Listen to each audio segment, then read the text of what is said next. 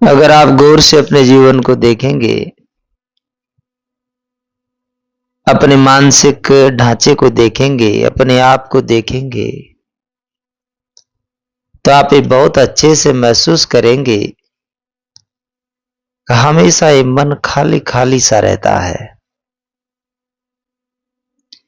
और इसी खालीपन को भरने के लिए आदमी जीवन भर दौड़ता है। मन के भीतर एक अभाव है, एक अतृप्ति है,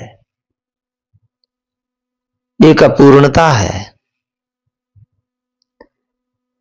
और आदमी इसी मन की अपूर्णता को भरने के लिए पूरी जिंदगी दौड़ धूप करता है।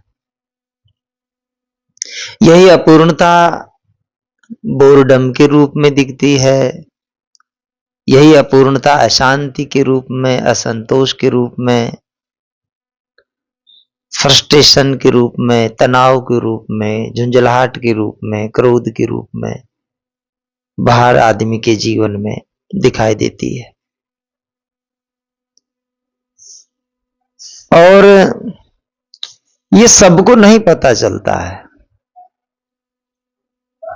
जो अपने आप के जीवन में जाग करके देखेगा उसको पता चलता है कि मेरे भीतर एक अभाव है, ऐसा मुझे लगता है। जागेगा तो दिखेगा। साधारण आदमी को नहीं दिखाई देता है, अभाव उसके भी जीवन में है और उसी अभाव को भरने के लिए ही भागते हैं हम। इस अभाव को भरने के लिए क्या क्या करते हैं? इस अभाव को भरने के लिए धन कमाते हैं, बहुत संग्रह कर लेते हैं, बहुत सारा पैसा हो जाता है, गाड़ी बंगले हो जाती है, चीजें हो जाती है, कोई ढंग से ठिकाने से मेहनत करता है तो हो जाती है। चीजें तो बहुत हो जाती है, लेकिन क्या अभाव भरता है? अभाव नहीं भरता है। अभाव तो विषा का विषा रहता है। ये तो आग में घी डालने के समान दिनों दिन बढ़ता है। कोई आग में घी इसलिए डाले कि आग बुझ जाएगी तो नादान है। आग बुझती नहीं, आग और धधकती है। इसी अभाव को भरने के लिए लोग संबंध बनाते हैं, नाना तरह के संबंध, मित्र के रूप में, संबंधियों के रूप में, विवाह के रूप में। ये सब इसीलिए तो बनाने की इच्छा होती है ताकि भीतर का जो खालीपन वो भरा जा सके। लेकिन संबंधों से भी लगता है कि अभाव भरता नहीं है। कैसे लगता है? आदमी के संबंधों में आप देखो, कहीं कहीं कोई व्यक्ति आपसे संबंधों में प्रेम से रहते हो, बाकी सब तो लड़ना झगड़ना, तनाव, अशांति, असंतोष। ऐसा लगता है जैसे संबंध भी एक दूसरे को दुख देने के लिए बनाए हो। सुखद संबंध तो कम ही दिखाई देते हैं। ज्यादातर लोग तो आपस में उलझे हुए ही रहते हैं। तो आपसी संबंधों से व्यक्ति ने इस अभाव को भरने की कोशिश की, लेकिन इनसे कोई संतुष्ट, कोई तृप्त, कोई आनंदित तो दिखाई नहीं देता है। फिर इसी अभाव को भरने के लिए आदमी मान प्रतिष्ठा, नाना तरह से मान प्रसिद्धि पाने की कोशिश करता है, लोगों का ध्यान पाने की कोशिश करता है। राजनीति में जाए, बड़े हो गए, कुछ पद पा लिए और नाना तरह से मेरा नाम हो जाए, लोग मुझे जाने, सब मुझे प्रेम करे, सब मुझे सम्मान करे, ये भाव पैदा होता है। लेकिन गौर से देखने पर पता चलता है कि इस विधि से भी अभाव भरता नहीं है। इस विधि से भी आदमी असंतुष्ट और अतृप्ति होता है। जो बड़े नामी गिरामी है उनके जीवन को हम देखें, वो भी असंतोष है, में बिलबिला रहे हैं। इसी अभाव को भरने के लिए नाना तरह के खेल कूद आदमी करता है, मनोरंजन के नाना तरह के साधन, फिल्में देखता है, धारावाहिक देखता है, नाना तरह की कॉमेडी, हंसी मजाक देखता है। आजकल मोबाइल जो है वो भी है किसी तरह से स्वभाव को भरने के लिए। हमेशा लोग इसको चलाते रहते हैं, लेकिन क्या इसको देखने से, इस नाना तरह के तुच्छ मनोरंजन से क्या ये भाव भरता है? नहीं भरता है। कैसे पता चला कि इनसे नहीं भरता है? लोगों के जीवन को आप देखिए, जो अपने जीवन के इस खालीपन को भरने के लिए प्रयासरत हैं और फिर भी खालीपन भरा नहीं और धधकता है। तब हमें यह समझना चाहिए कि हम थोड़ा गहराई से चीज को समझें कि अभाव पैदा हुआ किससे है, और इस अभाव को एकदम फुलफिल करने का सबसे बेस्ट उपाय क्या हो सकता है। आइए हम मिलकर चर्चा करते हैं इस पर। सबसे पहली बात, अभाव होता क्यों है? अतृप्ति, असंतोष, खालीपन पैदा हुआ कैसे है? क्या यह जन्मजात है? क्या यह मनुष्य की नियति है? नहीं, यह मनुष्य की नियति नहीं है। छोटा सा बच्चा आप देखें, 3 साल का, 4 साल का बच्चा जीवन से बहुत संतुष्ट दिखाई देता है, मुस्कुराता है, हंसता है, छोटी छोटी चीजों में, छोटे छोटे कुतूहल में उसको बड़ा आनंद आता है, मस्त रहता है। उसके जीवन में अभाव नहीं दिखाई देता है, हंसता है, मुस्कुराता है, खेलता है। छोटी छोटी बातें उसके दिल को खुश कर जाती है। जो बातें एक छोटे से नन्हे से बालक को खुशी देती है, प्रौढ़ के लिए वो बातें कुछ नहीं, तुच्छ है, क्योंकि प्रौढ़ ने अपने जीवन में अभाव पैदा कर लिया है। बच्चे के मन में अभाव नहीं हुआ अभी तक। तो ये अभाव जो है जीवन में, जो बोर्डम है, जो खालीपन है, ये हमने पैदा किया है, ये हमारी मनुष्य की इजाद है। अगर आप प्रकृति में अन्य जीवों को आप देखेंगे, जानवरों को देखेंगे, पक्षियों को देखेंगे, उनके जीवन में कोई ऐसी भागदौड़ नहीं दिखाई देती है। उनको भोजन मिलता है, खा लेते हैं, मस्त रहते हैं। बस उनकी जो समस्या है, भोजन की समस्या है, आवास की समस्या है। इसके अलावा उनके जीवन में कोई समस्या नहीं दिखाई देती। अभाव जो पैदा किया है, असंतोष, अशांति, ये मनुष्य की अपनी उपज है। ये कैसे पैदा करता है, इसकी टेक्निक को आप समझे, इस विज्ञान को हम समझे। हमने इजाद कैसे किया है? दुखी रहना हमने इजाद किया है, प्रकृति ने हमें दुखी नहीं बनाया है। ये दुख की समस्या हमारी अपनी बनाई समस्या है। तनाव की समस्या, झगड़ों की समस्या, क्लेश की समस्या, बोर्डम की समस्या, फ्रस्ट्रेशन की समस्या हमारी बनाई हुई समस्या है। ये परमात्मा की बनाई समस्या नहीं, प्रकृति की बनाई समस्या नहीं, क्योंकि बाकी सभी जीव सामंजस्य में जीवन जी रहे हैं। आदमी ही है जो इतना खुराफात कर रहा है, फिर भी दुखी है। तो आदमी ने कुछ मैकेनिज्म का यूज किया है, जिसके द्वारा उसने ये महान प्रॉब्लम, महान समस्या को जन्म दिया है। क्या है ये समस्या और कैसे बनी? ये समस्या है कामना की समस्या। हमने ऐसा मान लिया है कि हमारे जीवन में कुछ कमी है, और ये माना कैसे? क्योंकि जैसे ही हमने कोई चीज देखी बाहर, इसको बारीकी से समझना कि जैसे ही हमारे इंद्रियों के सामने संसार के पदार्थ, प्राणी आते हैं, तो उनको लेकर के कुछ धारणाएं बनती है। हमारे इंद्रियों के सम्मुख जो विषय आता है, अगर वो आकर्षक लगता है, हमें लुभावना लगता है, हमने मान लिया है कि ये बहुत बेहतरीन है, तो हमारे भीतर कामना पैदा हो जाती है। और कामना पैदा होते ही अभाव, एक स्पेस हमने पैदा किया है, एक असंतोष हमने पैदा किया है कि ये चीज मुझे मिले। इसका मतलब जब तक ये नहीं है तब तक एक जगह बन गई है उसके लिए, तब तक अभाव पैदा कर लिया हमने अपने आप के भीतर। एक उदाहरण से समझे, एक आदमी राह के किनारे आराम से चल रहा है, फुटपाथ पर मुस्कुराता हुआ जा रहा है। उसी के बगल से एक व्यक्ति साइकिल पे चला गया बहुत तेजी से। वो व्यक्ति अपने हाल में मस्त है जो पैदल चल रहा है, लेकिन साइकिल वाले को देख करके उसके अंदर इच्छा पैदा हुई, खास मैं भी साइकिल से चलता, ऐसे स्पीड से मैं भी चलता। अब उसका जो अपना आनंद था, जो पैदल अपनी मस्ती से जा रहा था, उस आनंद में बाधा पैदा हुई। उसने एक स्पेस बना लिया, एक गैप बना लिया, एक जगह पैदा कर दी, एक अभाव की, एक असंतोष की स्थिति पैदा कर दी अपने मन के भीतर कि जब तक मुझे साइकिल नहीं मिलेगी अब सुख नहीं है। अब उसको अपने पैदल चलने का आनंद खत्म हो गया उसके लिए। अब उसको तो जब तक साइकिल नहीं मिलेगी तब तक अशांति रहेगी।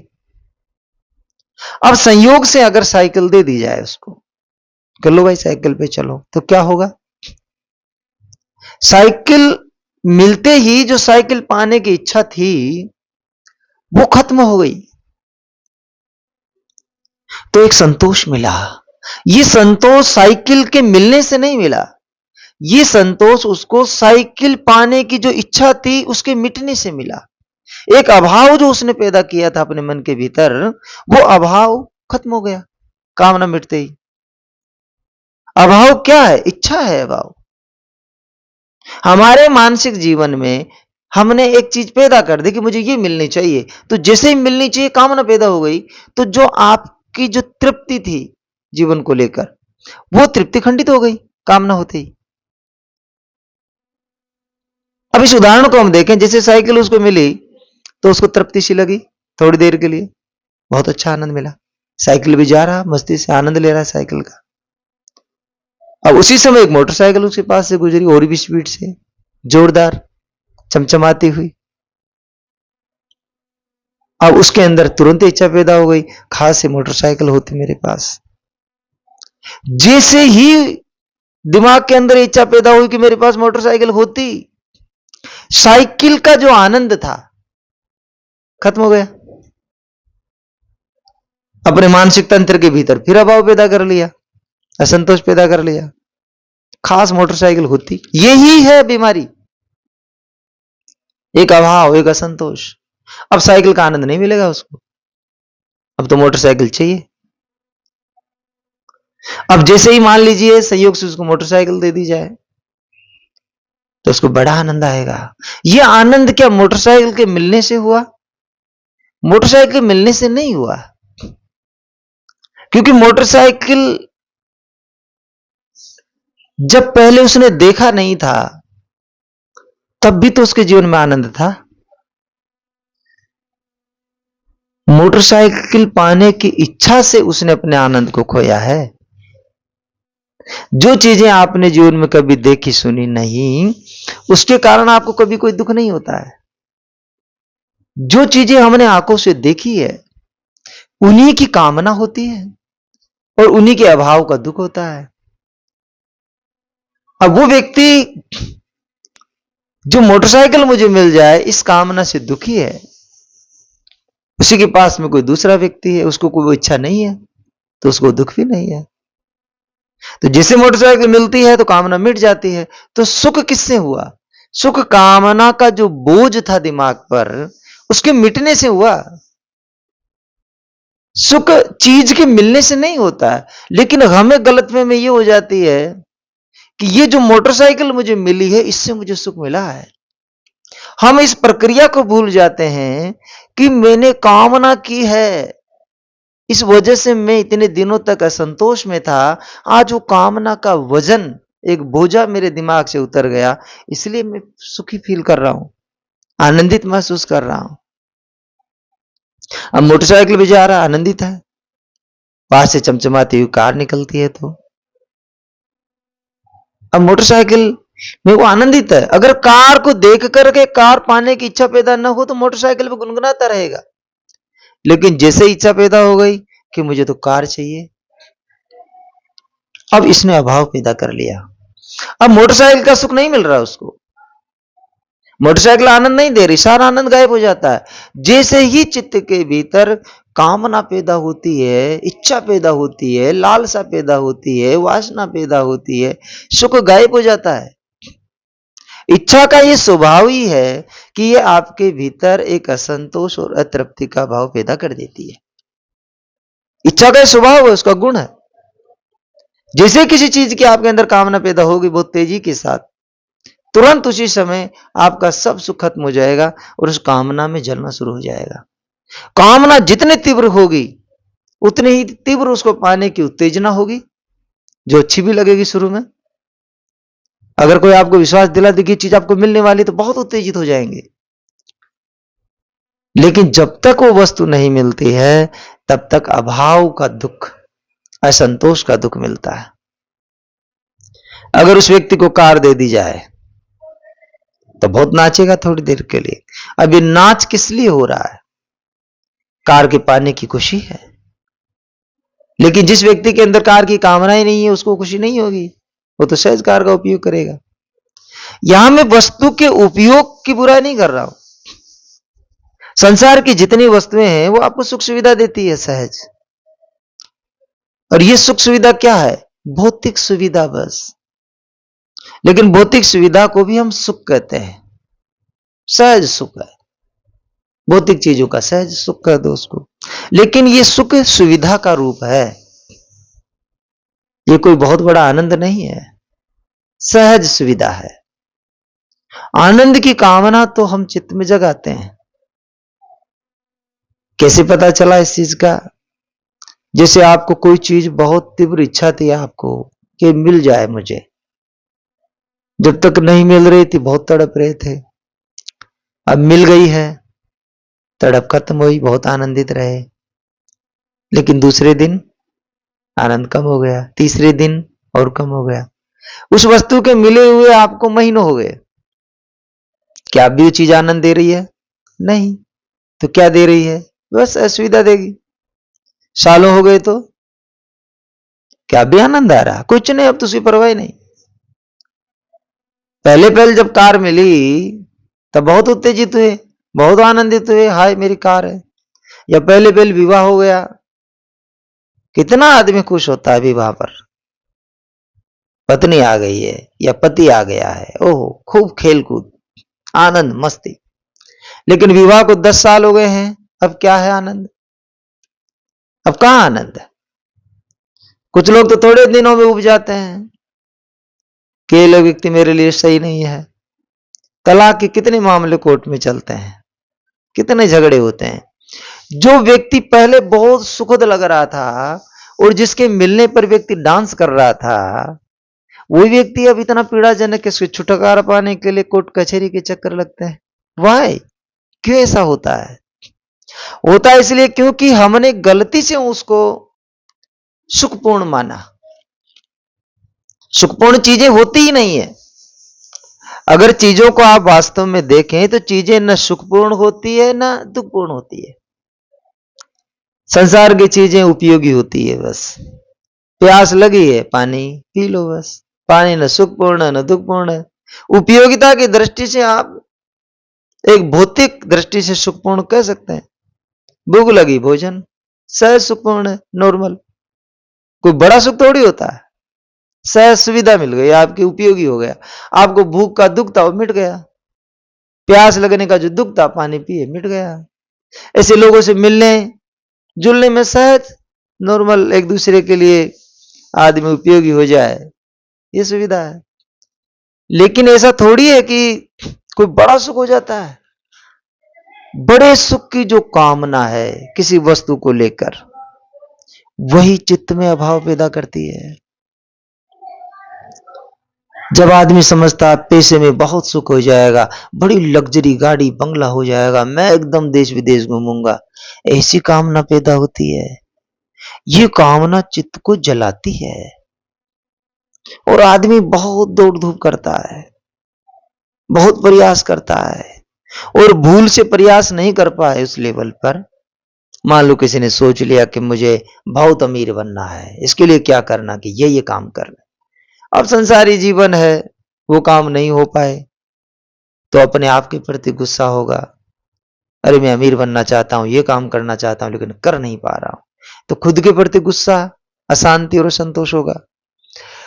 और साथ ही अगर दूसरों के सहयोग की आवश्यकता है तो मान लीजिए आपको बहुत अमीर बनना, परिवार की मदद की जरूरत है, मित्रों की मदद की जरूरत है, रिश्तेदारों की मदद की जरूरत है, लेकिन उन लोगों का अपना जीवन है, वो नहीं उतनी मदद कर पा रहे हैं आपकी। आपका मिशन तो बहुत बड़ा है, लेकिन लोग उतनी मदद आपकी नहीं कर पा रहे हैं। तो अब यहां पर भी उनके प्रति असंतोष होगा, दुख होगा, गुस्सा होगा। मैं इतना कामयाब बनना चाहता हूं, ये लोग मेरी मदद नहीं करना चाहते, और इसी में जलेगा। अधिकांश लोग जो जीवन में चाहते हैं वे नहीं पाते हैं। कारण, क्योंकि चाह ही इतनी बड़ी बना लेते हैं जो उनके लिए संभव नहीं, जो प्रैक्टिकल नहीं। इतनी बड़ी कामना आप सजा लोगे जो आसान नहीं है, सरल नहीं है, बहुत सारी चीजें उसमें आवश्यक होगी। इतनी बड़ी कामना बना ली तो जलोगे ना। तो अधिकांश लोग जलते रहेंगे जीवन भर, जो दिल से चाहते रहते वो नहीं मिलती है, और जो जीवन में है उसका आनंद भी नहीं ले पाएंगे। जीवन ने बहुत कुछ दिया है, स्वास्थ्य है, भोजन ठीक से मिल रहा हो, अगर ठीक से कपड़े मिल रहे हो, आवास मिल रहा हो, बहुत कुछ जीवन ने दे दिया। कम है क्या ये? इसका आनंद नहीं ले पाएंगे। और जो कामना है बड़ी, कब मैं ये पालूंगा तब खुशी होगी, तब तक जलेंगे। तो इस कामना से दो नुकसान हुए। एक, जो मौजूदा जीवन आपका है, जो जीवन ने आपको दिया है, जो अच्छे संबंध है आपके जैसा है, उसमें आप प्रसन्न और आनंदित नहीं रहेंगे। और दूसरा, जब तक आपकी मन चाहे चीज नहीं मिलेगी तब तक जलेंगे, तड़पेंगे। तो अधिकांश लोगों के जीवन का यह हाल होगा। और फिर यहां पर कुछ लोग हैं जो उतने दृढ़ संकल्प के साथ मेहनत कर लें, संयोगों ने उनका साथ दे दिया, कुछ ऐसी बात हो गई कि उनकी वो इच्छा पूरी हो गई, तब क्या होगा? तब क्या परमानंद हो जाएगा, परम सुख हो जाएगा जैसा कि उन्होंने सोचा था? नहीं होगा। ये भी एक गलतफहमी है कि जब मैं चाह रहा हूं वो सब चीजें हो जाए वैसी की वैसी, मुझे बड़ा सुख हो जाएगा। कुछ नहीं हो जाएगा, सुविधा होती है थोड़ी सी, और क्या होता है। आप चाहते हो, जिनके जैसे अमीर बनना चाहते हो, कामयाब बनना चाहते हो, उनके जीवन में जाओ, उनका इंटरव्यू ले लो एक बार। वो जो मुंह से कहते हैं उसे मत मानना, देखना, गौर करना, क्या महसूस करते हैं दिन भर, वो कैसा जीते हैं। बाहरी जितनी भी उपलब्धियां हैं, मैं उनकी आलोचना नहीं कर रहा, लेकिन उनमें सिर्फ और सिर्फ आपको एक भौतिक सुविधा देने की सामर्थ्य है। और क्या सामर्थ्य है? बहुत पैसा हो जाएगा, क्या हो जाएगा? मकान हो जाएगा, बहुत बढ़िया हो जाएगा मकान, उससे भी क्या हो जाएगा? बस रह लोगे उसमें, क्या हो जाता है उससे? बड़ा सुख हो जाता है। हो सकता है उसमें भी तनाव हो, कोई लफड़े हो, जपड़े हो, घरेलू कलेश होंगे। मकान क्या सुख दे देगा? एक चिड़िया जिसके कोई मकान नहीं है, वो इतना एकदम फुदकती है, दिन भर मस्त रहती है। उसने कौन सी मेहनत की है? तो बड़ी चीजें मिल जाएगी, बड़ा सुख मिल जाएगा, यही गलतफहमी है। और इस गलतफहमी से व्यक्ति असंतोष में जीता है। लेकिन आप यहां पर एक प्रश्न खड़ा होगा कि ये तो बड़ा निराशावाद होगा, फिर तो कोई कुछ करेगा ही नहीं। कोई कुछ नहीं करेगा, पीछे रह जाएंगे, लोग आगे बढ़ जाएंगे, तरक्की हो जाएगी, हमारी तो तरक्की नहीं होगी। ये प्रश्न पैदा होगा इसमें। देखिए, तरक्की कामना में जलने से नहीं होती है। अगर कोई काम आपको करना पसंद है, आपकी रुचि है, करना अच्छा लगता है, लोगों को उससे लाभ होता हो, समाज और देश के लिए हितकर हो, आराम से करो ना, मौज से। इस गलतफहमी से ना करो कि इससे मुझे बड़ा सुख हो जाएगा। ये तो स्वार्थ हुआ ना। अपने स्वार्थ के लिए आदमी तरक्की क्या करेगा? दूसरों का शोषण करेगा। आप सोचिए इसको बारीकी से। अगर कोई व्यक्ति इसलिए अमीर बनना चाहता है कि उसको सारे भोग चाहिए, दुनिया के पदार्थ चाहिए, तो कैसे भी ये किन प्रकार अमीर बनना चाहेगा? इस अमीरी के चलते अगर गैर कानूनी काम करना पड़े तो, अगर अमीर बनने का शौक होगा तो कर देगा ना, गैर कानूनी भी कर देगा। दूसरों को नुकसान पहुंचे तो पहुंचे, उसको तो अमीर बनना है, उसको तो अपने लिए लग्जरी चाहिए। किसी का शोषण होता हो तो होता हो, किसी को मारना भी पड़े मार देगा। जितनी कामना तगड़ी होगी ना भोगों की, चीजों की, उतना ज्यादा वो व्यक्ति दूसरे की परवाह नहीं करेगा। इसलिए समाज के लिए भी कामना घातक है, समाज के लिए भी वासना घातक है। उसमें आदमी एकदम अपना स्वार्थ ही दिखता है, उसको दूसरों का भला कहां दिखेगा उसको। तो इससे विकास का कोई संबंध नहीं है कामना का। विकास का संबंध तो अच्छे कामों से है। व्यक्ति अच्छे समाज के लिए हितकर काम कर्तव्य समझ के करे कि दुनिया में जी रहे हैं, कर्तव्य है, और जीवन चलाने के लिए भी जरूरी है।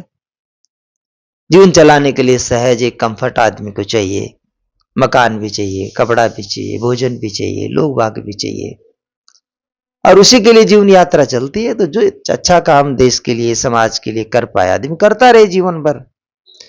लेकिन इस भाव से जब हम करें कि ये सेवा है, कर्तव्य है मेरा, मुझे करना है बस, अगर इस भाव से करे तो कोई दिक्कत नहीं, कितनी ही बड़ी सफलता उसको मिल जाए, बस सहज जीवन का आनंद लेता रहेगा, लेकिन वो वर्तमान में भी सुखी होगा।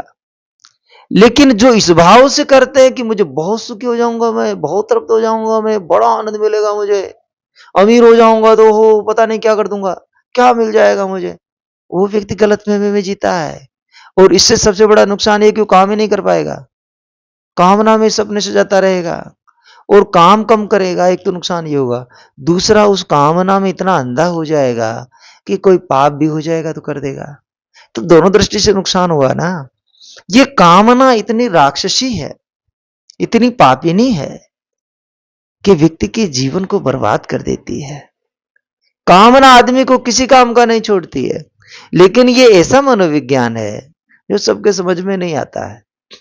आदमी सोचता है कामना नहीं होगी तो काम क्यों करेगा, कोई क्यों नहीं करेगा, कामना से कोई काम करता है। उल्टी कामना तो काम करने में बाधा बनाती है, बाधा खड़ी करती है। जो जितना ज्यादा कामुक होगा, जितनी ज्यादा इच्छाएं से जाता रहेगा, काम ही नहीं कर पाएगा, दिन भर से एक चिल्ली की तरह सपने देखता रहेगा।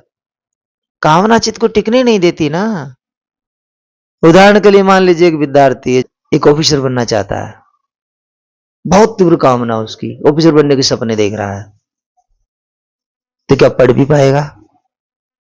पढ़ने के लिए क्या करना पड़ता है? किताबों में डूबना पड़ता है, देश की संस्कृति को, इतिहास को अच्छे से समझना पड़ता है। जो टॉपिक है उसका हो, जो सब्जेक्ट हो, उसमें डूबना पड़ेगा ना। जब तक कामना होगी से एक चिल्ली की तरह अपने टॉपिक में नहीं डूब पाएगा, काम क्या खाक करेगा वो, कामना खा जाएगी उसको। लेकिन जो अपने मन को शांत करके उस टॉपिक में, सब्जेक्ट में, जो उसके एग्जाम में आएगा, उसमें रुचि लेगा, उसको आनंद आएगा ना, वो तृप्त और संतुष्ट होकर काम करता रहेगा, उसको मजा भी आएगा काम करने में। वो वर्तमान में जी रहा है, आज में जी रहा है। और जो कामना से जा रहा है वो फ्यूचर में, फ्यूचर पता नहीं कब मिलेगा, और मिल भी जाएगा तो क्या होगा, तब भी तो वर्तमान में जीना होगा। लेकिन हमारी आदत ऐसी बन जाएगी कि हम हमेशा सपने सजाने में बिजी हो जाएंगे, हैबिचुअल हो जाएंगे, मन हमेशा सपने ही देखता रहता है। जैसे मृग तृष्णा का जल दूर दिखता है, पानी रेगिस्तान में गर्मी के समय में, लेकिन जितना हम भागते जाते हैं उस पानी के पीछे, पानी भी आगे भागता जाता है। ऐसे कामना हमें आगे सुख दिखाती है, लेकिन जितना हम उस सुख की तरफ लपकते हैं, सुख और आगे आगे, और इसी में जिंदगी निकल जाती है, आदमी कभी तृप्त और संतुष्ट नहीं हो पाता है। तो कामना संतुष्टि नहीं लेने देती है हमें जीवन से, कामना हमें वर्तमान में नहीं जीने देती है, इस पल में नहीं जीने देती है। चित्त से इस कामना को कोई विदा कर दे तो हल्का हो जाएगा। और कैसे कोई विदा करे इसको, कैसे कामनाओं से मुक्त हो, इसके लिए गहरी समझ चाहिए। और एक समझ ये बहुत गहराई से हम समझ लें कि दुनिया के जितने पदार्थ है, जितनी पूरी दुनिया हमारे पांचों इंद्रियों के संपर्क में आती है, आंखों के सामने ये दृश्य आते हैं, कानों के सामने शब्द आते हैं, इसी तरह सब इंद्रियों के सामने सारा संसार आता है। ये सिर्फ और सिर्फ हमें एक सुविधा दे सकता है, कंफर्ट, एक भौतिक कंफर्ट जिसका कोई उतना मूल्य नहीं है, जीवन चलाने के लिए है।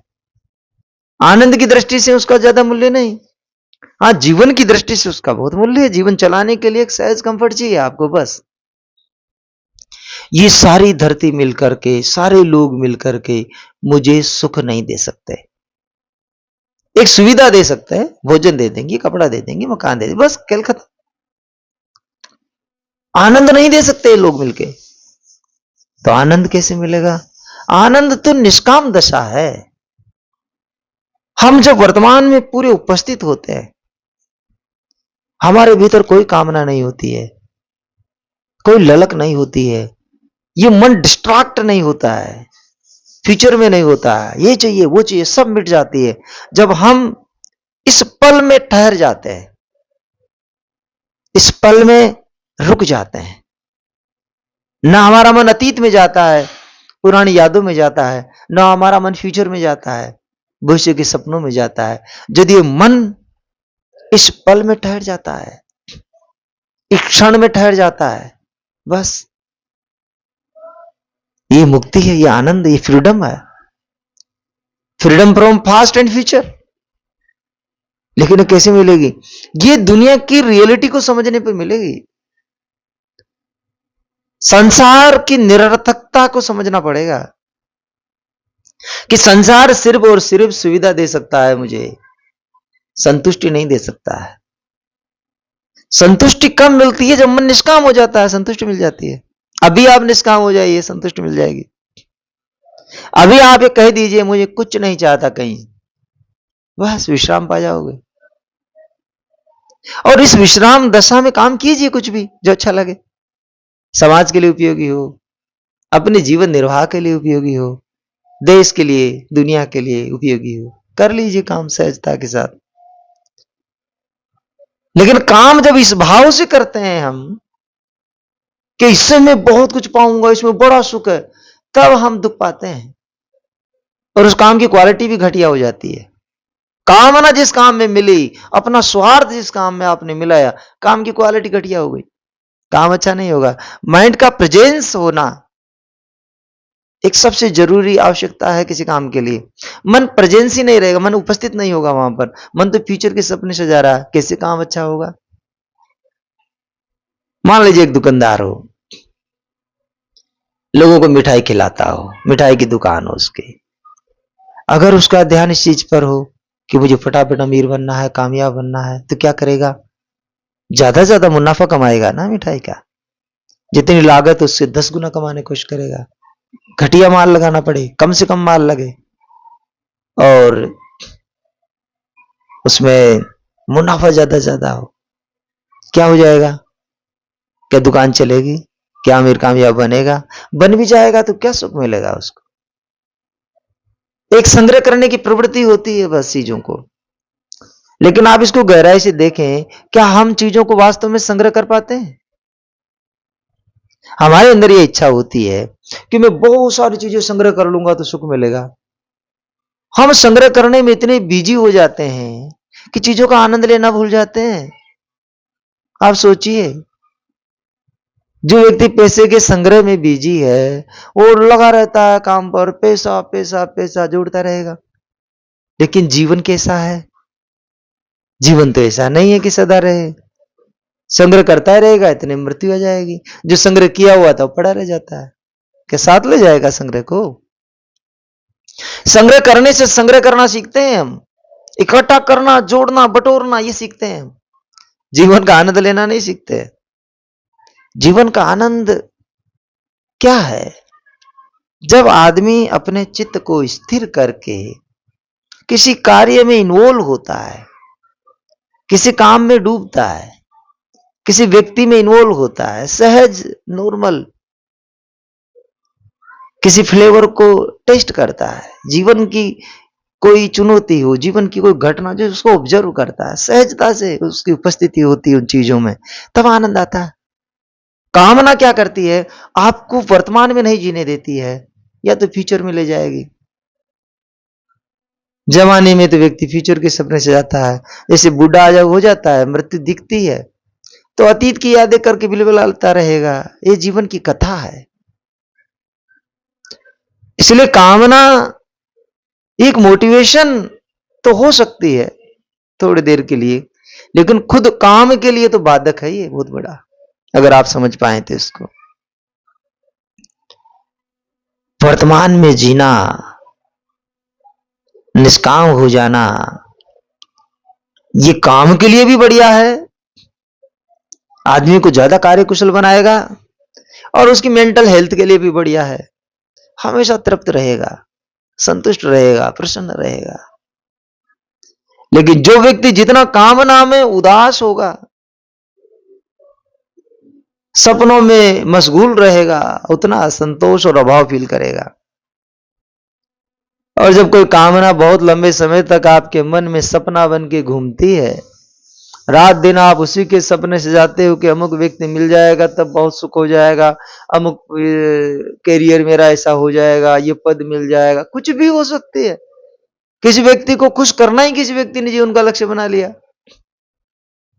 कोई प्रेमी ये सोचे कि वो लड़की मुझे मिल जाए, बड़ा आनंद हो जाएगा, या कोई लड़की सोचे कि वो लड़का मुझे मिल जाए। अब उसको कैसे भी करके खुश करना, अपनी मनचाही उससे पूरी करवाना, यही लक्ष्य हो जाएगा। तो क्या उसमें सुख मिल जाएगा?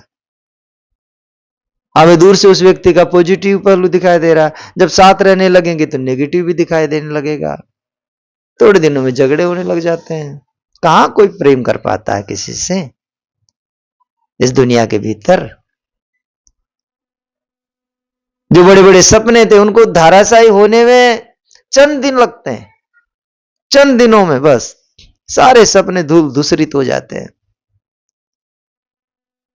कोई जग करके देखे तो सही जीवन को, कि जीवन है क्या, कि यहां पर कुछ भी जोड़ने बटोरने के लिए, कब्जा करने के लिए, काबू करने के लिए नहीं है। इस धरती का सारो साजो सामान जितना भी है, जितने भी लोग हैं, जितने भी वस्तुएं हैं, उनका सहज उपयोग कर लो, बात खत्म। और अपने जीवन को पूर्ण विश्राम के साथ, प्रसन्नता के साथ, आनंद के साथ जियो। कुछ मत चाहो कहीं भी। अच्छा मन भाता काम करो, मन भाते रिश्तों में रहो, सबके साथ कहीं कुछ कामना न बनाओ।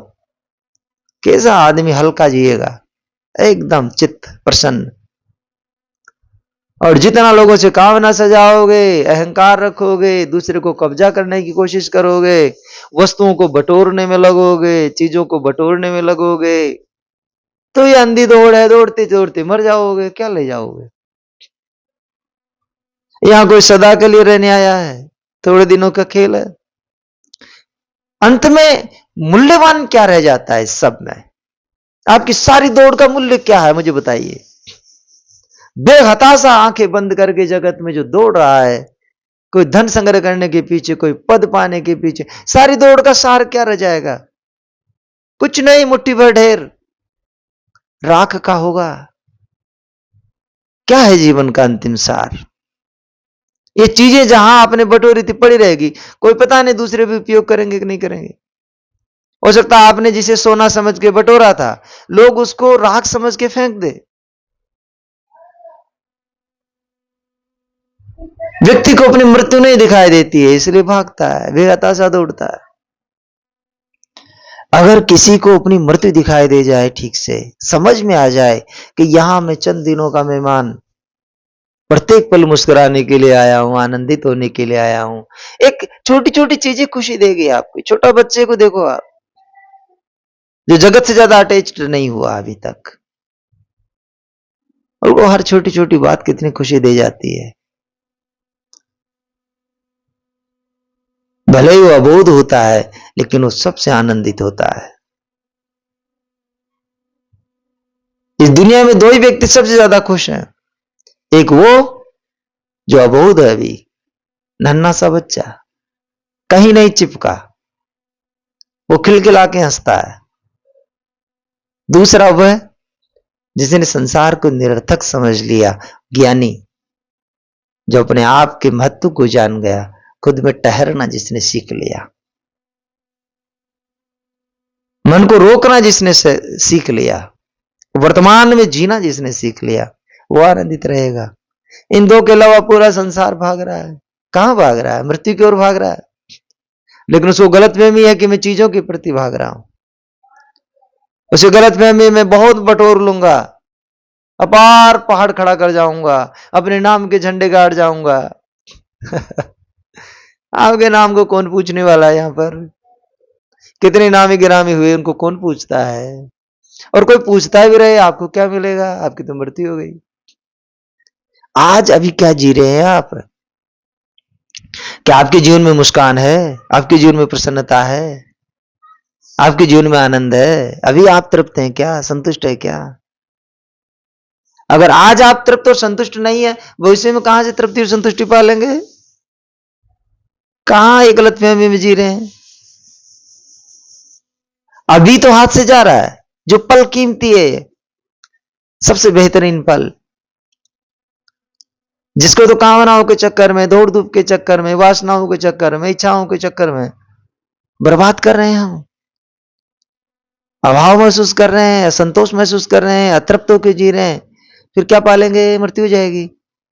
तृप्ति कब पाओगे? गलत फहमी है, चीजों को बटोर देने से तृप्ति पालूंगा। क्या होगा चीजों को बटोरने से? करोड़पति हो जाएंगे, अरबपति हो जाएंगे, बहुत तृप्ति हो जाएगी? कुछ नहीं होगी। बाहर आ जाओ इस गलत फहमी से। तृप्ति है तो अभी है, इस पल है। अपने मन को इस पल ठहराओ, अपने के भीतर अपने आप में लौटा लो। कहो अपने से, मुझे कुछ नहीं करना है, मुझे कुछ नहीं चाहिए। अपने आनंद के लिए, तृप्ति के लिए मैं खुद अकेला काफी हूं। मेरा मैं ही हूं बस।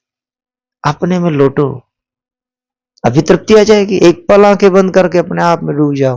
कुछ कामना ना करो, कुछ चिंतन ना करो। सुख के लिए कुछ करना ही नहीं है, यह हकीकत है। आपका सारा अभाव, सारा संतोष, सारी अतृप्ति गायब हो जाएगी। इसी पल ठहर जाओ अपने में। मैं कुछ नहीं चाहता हूं, ऐसा कहो अपने से, हल्का हो जाओगे। ये समझ में आ जाए बस। है तो बड़ी कठिन बात, है तो बड़ी जटिल बात। सरल भी है, लेकिन मन इतना उलझा है मनुष्य का कि उसके लिए बहुत कठिन हो जाती है। लेकिन कोई अपने में ठहर जाए, आनंदित हो जाएगा बस। फिर वो कुछ भी करेगा आनंद से। सहज कर्तव्य संसार का कर लो बस, क्या है। मेरे लिए नहीं कर रहा हूं मैं, मेरे लिए कुछ करने की जरूरत ही नहीं है। मेरे लिए तो मैं काफी हूं बस। अपने लिए मैं काफी हूं। अपनी खुशी के लिए, अपने आनंद के लिए, अपनी तृप्ति के लिए मैं काफी हूं। जैसा हूं, जो हूं, आई एम एनफ। बस ये भाव आ जाए चित्त में अच्छे से, अभी आपकी ये तृप्ति गायब हो जाएगी, बोर्डम गायब हो जाएगी। मन एकदम तृप्त और संतुष्ट हो जाएगा। करके देखिए इसको,